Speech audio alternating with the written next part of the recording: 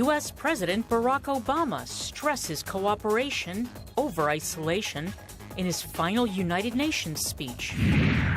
Nigeria's Chief of Army Staff discusses the efforts to fight Boko Haram and the struggle of the Niger Delta oil pipelines. And Brangelina no more. Angelina Jolie files for divorce from Brad Pitt. Africa 54 starts right now. Good evening and welcome. I'm Vincent Makori. This is Africa 54. Now, Russian and Syrian officials are maintaining a chorus of denials of any involvement in an attack on a humanitarian aid convoy near Aleppo earlier this week that has prompted a suspension of all United Nations aid to Syria. But survivors and emergency responders insist the 31-truck convoy came under a 20-missile barrage and that shelling and missiles launched either from warplanes or helicopters continued for 2 hours. U.S. Secretary of State John Kerry spoke today at the UN about the dire situation in Syria. Supposedly, we all want the same goal. I've heard that again and again. Russia, Iran, the United States, Qatar, Turkey, Saudi Arabia, everybody sits there and says, we want a united Syria, secular, respecting the rights of all people, in which the people of Syria can choose their leadership. But we are proving woefully inadequate in our ability to be able to get to the table and have that conversation and make it happen. And let's face it, everybody in this room understands that there are proxies at this table and proxies outside of this room, and we know who they are, who have the ability to have an impact on the players in this conflict that has provided the greatest humanitarian catastrophe since World War II. Well, in his final speech as U.S. President to the United Nations annual gathering of the world leaders on Tuesday, Barack Obama stressed the importance of cooperation over isolation. He also brought leaders together at a summit where they made concrete pledges to assist refugees. VOA UN correspondent Margaret Bashir has the story. President Obama arrived late for his final UN General Assembly speech. When he finally took the podium, he spoke at length about the importance of collaboration in resolving global challenges. And so I believe that at this moment, we all face a choice. We can choose to press forward with a better model of cooperation and integration, or we can retreat into a world sharply divided and ultimately in conflict along age-old lines of nation and tribe and race and religion. One of those challenges is the global refugee crisis. The president chaired a leaders' summit that raised new commitments for assisting and resettling refugees worldwide. At the General Assembly, Britain's new Prime Minister made her debut. We should be clear that there is nothing wrong with the desire to migrate for a better life, and also that controlled, legal, safe economic migration brings benefits to our economies. But countries have to be able to exercise control over their borders. Turkey is hosting more than 2.5 million Syrians. But President Erdogan said despite only receiving $525 million in international aid over the past 6 years, Turkey will continue to help. Dünya almayabilir. Batı almayabilir. The West may not. The rest of the world may not, but we will keep on admitting them in because we are human beings. And in the face of such an atrocity, we are obliged to keep our doors open to all those fleeing tyranny and oppression. Meanwhile, UN Secretary General Ban Ki-moon blasted the Assad regime and countries fueling the conflict in Syria. Many groups have killed many innocents, but none more so than the government of Syria, which continues to barrel bomb neighborhoods and systematically torture thousands of detainees. Powerful patrons that keep feeding the war machine also have blood on their hands. In between meetings, leaders also had an opportunity to talk informally at the annual Heads of State luncheon. Well, joining us now from the United Nations is VOA UN correspondent Margaret Bashir. Good afternoon, Margaret.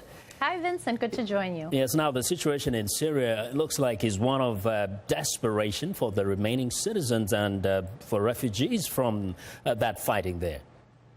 Well, I mean, that's not new. We know it's been a very bad situation in Syria for a long time, and it was really front and center today in the UN Security Council, where U.S. Secretary of State John Kerry really rocked the room with quite an address. He spoke mainly off the cuff, no prepared remarks, for about 25 minutes, and he said the warplanes need to stop over parts of Syria so that we stop having incidents where people say they did things and didn't do things. And he said this is the only way we're going to get this cessation of hostilities that Russia and the U.S. agreed about 2 weeks ago. The only way we're going to get it back on track and salvage it, because it is in tatters right now. And you could see really strong words. You could see him pointing fingers.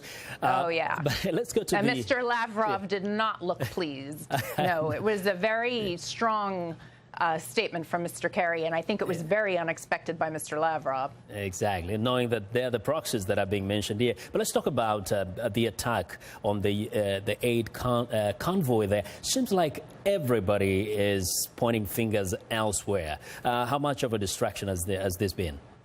Yeah, it's been a very big distraction, but Secretary General Ban Ki-moon said today he's looking at options for investigating it as well, setting up some sort of impartial investigation mechanism for it. Secretary Kerry said that, look, on Saturday, the U.S.-led coalition bombed an area in Syria where there were Syrians who we believe possibly were military personnel. There's still some confusion about what they were, whether they were prisoners or military personnel. But we stood up and took responsibility for it. And he said there needs to be responsibility taken for the aid convoy, and that the Russians have come out over 2 days with successive different stories, and the latest one being it caught fire from the ground. And Mr. Kerry was quite fierce in the council and said, are we supposed to believe it just spontaneously combusted?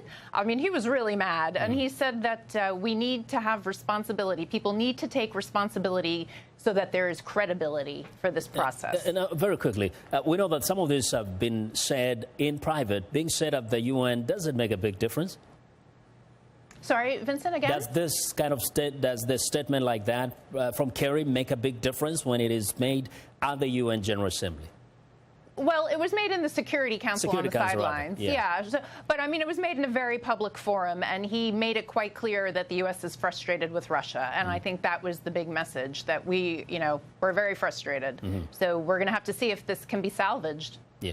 Well, Margaret, thank you very much. We'll stay with you. Of course, tomorrow you tell us some more, right? Thank you, Vincent. Thank you. VOA UN correspondent Margaret Bashir reporting live from New York. Now, President Barack Obama hosted the world's first ever Leaders Summit on refugees in New York City Tuesday, saying the world is facing a crisis of epic proportions. But there was at least some good news for the estimated 21 million people who have had to flee their homes. Here's VOA's Cindy Sain. President Obama came straight to the point about the situation millions of refugees are facing. We are here because right now, in crowded camps and cities around the world, there are families from Darfur and Chad, Palestinians in Lebanon, Afghans in Pakistan, Colombians in Ecuador, who've endured years, in some cases decades, as refugees, surviving on rations and aid, and who dream of someday somehow having a home of their own.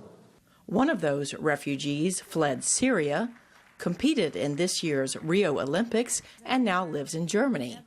She had a message for world leaders contemplating the fate of families like hers. It is not a choice to flee from your home, and that refugees are normal people who can achieve great things if given the opportunity. The plight of so many displaced people moved the United States, UN Secretary General Ban Ki-moon, and the leaders from Canada, Ethiopia, Germany, Jordan, Mexico, and Sweden to pledge to either take in greater numbers of refugees or provide more financial assistance. Earlier Tuesday, the White House announced that 51 U.S. companies, including Google, Microsoft, Twitter, and Facebook, have pledged to invest, donate, and raise $650 million to help refugees around the world. The companies will provide various forms of aid, including tablets, job training, and educational and employment assistance. President Obama called for people around the world to have compassion and not avert their eyes from the refugee crisis, which he said is a test of the world's common humanity. Cindy Sain, VOA News, New York.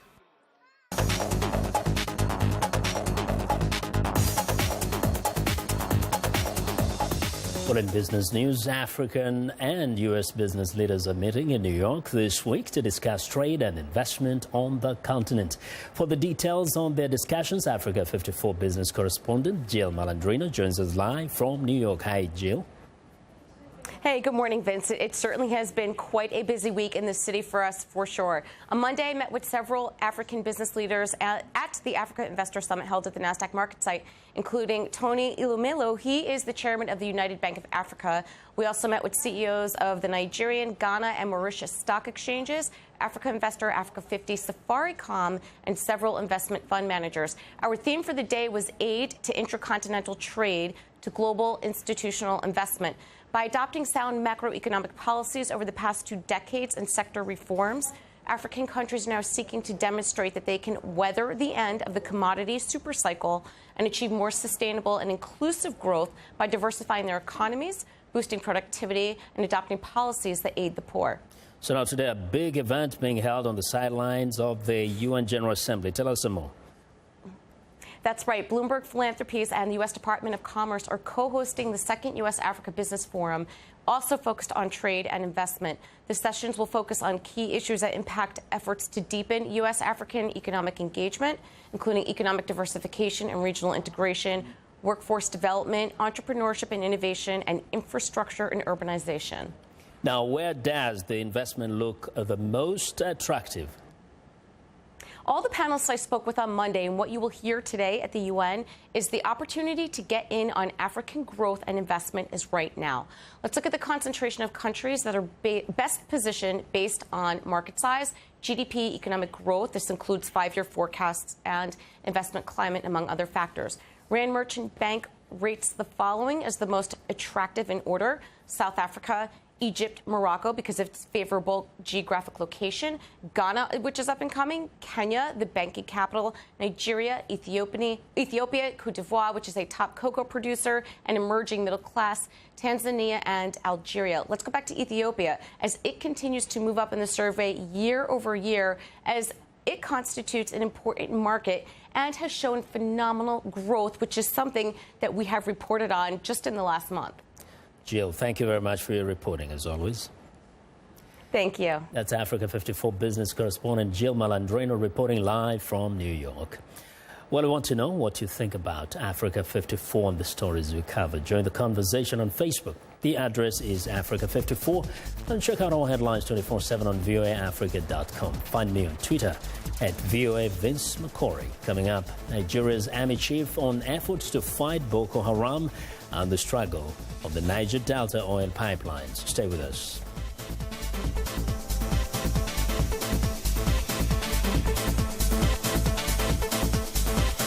Health news and notes. This is Living Better. It's called the Up and Ride device, a wheelchair that can lift its occupant to a standing position and go anywhere, even outside. This is a breakthrough in the industry of wheelchair manufacturing. That's Amit Ghaffar, creator of the Up and Ride and a paraplegic himself for nearly 20 years.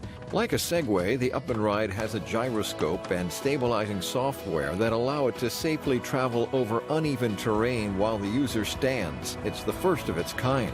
Ghaffar says that being able to stand and socialize while looking someone in the eye is something most able-bodied people take for granted. For me, it was like experience out of this world, being able to stand.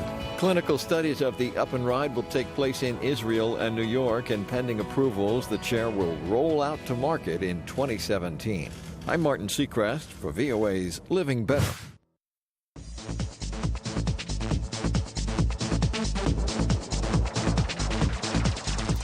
Welcome back. Now, Nigeria's Chief of Army Staff, Lieutenant General Tukur Buratai, says his country is making progress against Boko Haram.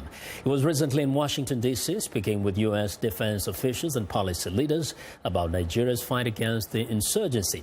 VOA caught up with General Buratai in this one-on-one with our Peter Clotty.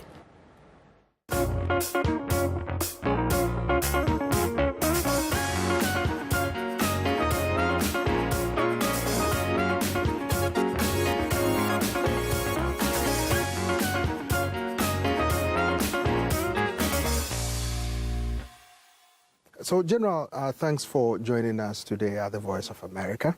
Thank you, Peter. Talking about global terror, I know Nigeria and the countries around face a lot of problems with Boko Haram and other militant groups. What would you say has been the progress report on the fight against terrorism with specific focus on Boko Haram atrocities committed by these militants? Well, there has been tremendous progress. First of all, you can see that the country that is most affected, which is my country, Nigeria, has drastically degraded the Boko Haram efficiency to carry out any attack on our territories. Before now, you see them acquiring territories, sacking towns, cities, and villages, but today has virtually stopped. Talking about the atrocities committed by Boko Haram, everybody in the world talked about bringing back our girls. And one of the significant things that have happened over the years is that there has been a global call for these girls abducted by Boko Haram terrorists to bring them back home. What would you say has been the effort to bring these girls back home, the intelligence gathering to locate where they are, and subsequently to defeat these militants, release these girls and bring them back home? We've rescued over 20,000 and still counting, rescuing more of those abducted persons. And the intelligence has been provided, all right, and we exploit such intelligence. But in most cases, we discover that they are not correct. Recently, there have been an increasing spate of these militants in the Niger Delta blowing up pipelines, sharply reducing Nigeria's ability to produce oil, which is basically affecting the economy as well. What are you doing about it? Well, we are working very hard along with other security agencies. We recently launched an exercise Crocodile Smile, to clear some of these criminals. What should the Nigerian expect from the military in terms of protection, in terms of ensuring the country maintains its territorial integrity? We continue to check and ensure that our troops are trained to be able to defend their country, just like exercise Crocodile Smile, which we launched in the Niger Delta, as well as exercise Harbin Kunama, which we did in the northwest, where issue of cattle rustling and banditry have been rampant. Is part of our effort to ensure that we defend our country as well. And we continue to reorganize our forces to meet emerging challenges in terms of operational capability. And we are getting special forces units coming on board, expanding them as well. We are going to have a special forces brigade, and right now we have a lot, to put together to ensure that we have a robust army to be able to contain any external aggression, to ensure that our sovereignty is maintained. And the issue of welfare is also critical for our troops. Their welfare is quite fundamental to their capability and their ability to withstand the stress, as well as making sure that families are well taken care of, education of their wards and children, medical care improve, both for the troops in the field as well as at home in the barracks for their families. This will continue to improve. Equally, their living accommodation to have the best possible to improve on their accommodation state. This we are doing it. It's an issue that should be continuous, and we will continue to do that. So thank you very much, General. Thank you very much. My pleasure. Thank you. My pleasure. Thank you. I appreciate You're welcome.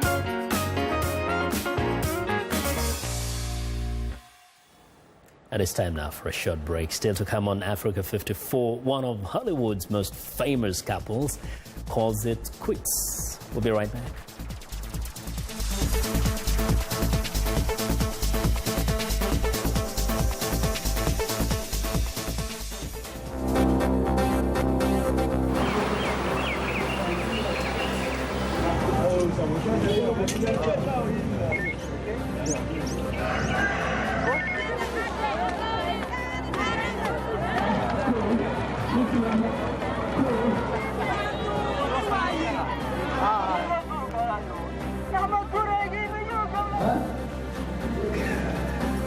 بالرغم من هذه العملية تحمل بصمات تنظيم تقريبا هذا العمل الإجرامي سيكون هناك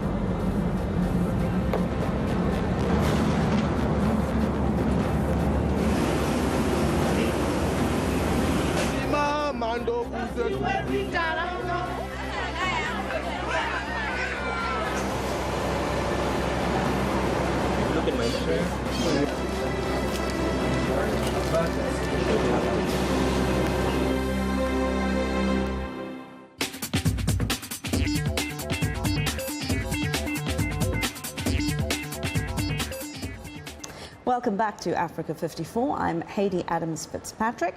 Here's the big news trending, and if you haven't heard, you must be from another planet. Brangelina is no more, and what's worse is we're not quite sure why. Angelina Jolie has filed for divorce from actor Brad Pitt. Her lawyer Robert Office says the decision was made, quote, for the health of the family. Hollywood entertainment website TMZ reports that Jolie has filed for full physical custody of all 6 of their children. Citing a legal filing, TMZ says Jolie, quote, was extremely upset by Pitt's parenting methods. The couple were married in 2014 after 10 years together. You can, of course, go online and check out some of the wild breakup theories out there. What we do know for sure is that the news nearly broke the internet and probably the hearts of many, many die-hard fans. And in other Hollywood news, it truly is a dog's life. This spoiled pug is on a shopping spree in one of America's most exclusive zip codes. Yes, this Beverly Hills boutique has gone to the dogs. It offers fun toys, beauty products, and even doggy outfits. And what about the kittens in this kitty wagon? Well, they're hoping their luck's about to change. This is a first-of-its-kind mobile pet adoption truck. It's full of cute kittens in need of loving homes. Also trending in Hollywood right now, fresh restaurant-quality dog food made in high-end kitchens. In 2016, dogs were the most popular pet in America, with 44% of American households, that's 54 million homes, owning one. Well, Cambodia is also getting in on the pampered pet trend. The country's first high-end canine restaurant has just opened in Phnom Penh. Edgar Allan Poe shows how attitudes to dogs are changing in a country which has virtually no tradition of keeping them as pets. The cafe/pet store is the only place in the city where dogs are allowed to roam free while the owners sip a latte. For about $5 a pop, owners can choose from a range of frozen homemade dog recipes such as chicken, turmeric or quail with chickpeas and kombucha tea. It's a far cry from the leftover rice less fortunate dogs in Cambodia have to eat. Well, there you have it. Posh people and posh pets, and that is what's trending today. That's kind of food I would like to eat right now. Thanks a lot, Haiti. Now, Fiona Mutesi is a Ugandan girl who until recently was relatively unknown at home. Now her life story is being told in an inspirational film by Walt Disney called Queen of Katwe.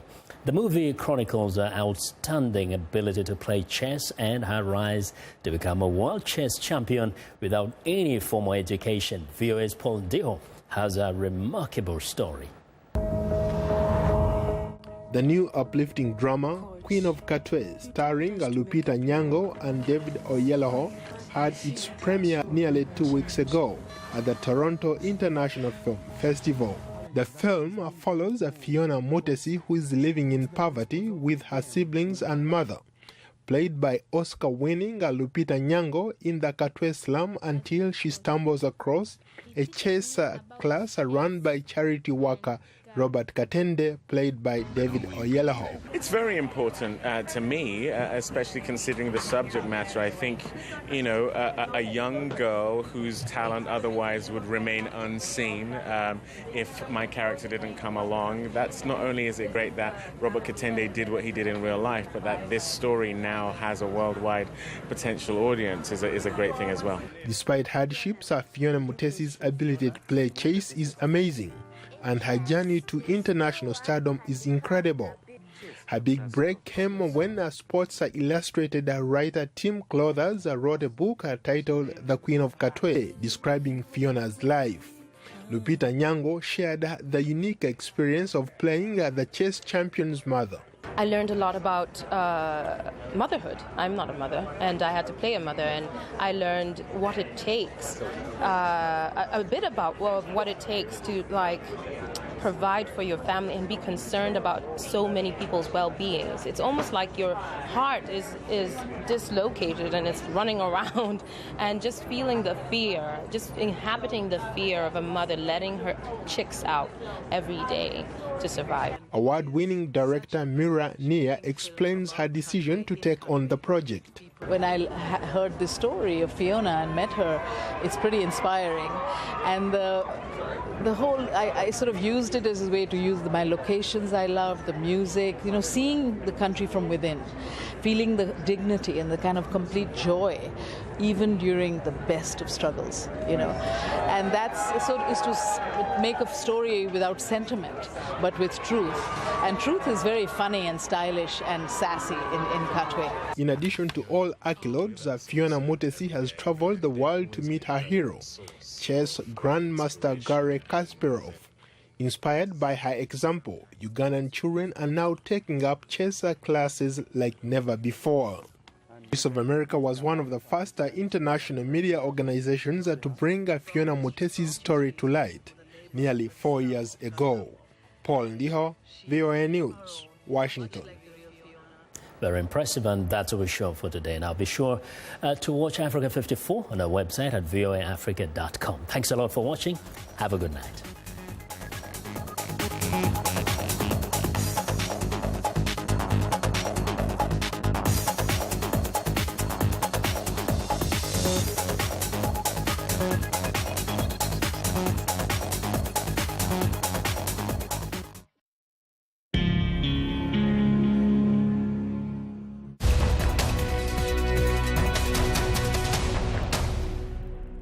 Welcome to the Voice of America's Newswords.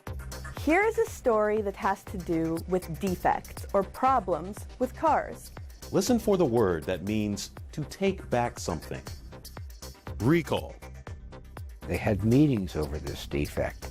They shared complaints over this defect. Yet there was no investigation by the government and no recall by General Motors until 10 years later. Recall. It is a word that means to ask people officially to return something. In our story, there were major problems with some General Motors cars. The man says the U.S. government and the car company took too long to issue a recall, so the cars could be fixed. Now, when you hear the word recall, your American English will be good enough to know what this news word means.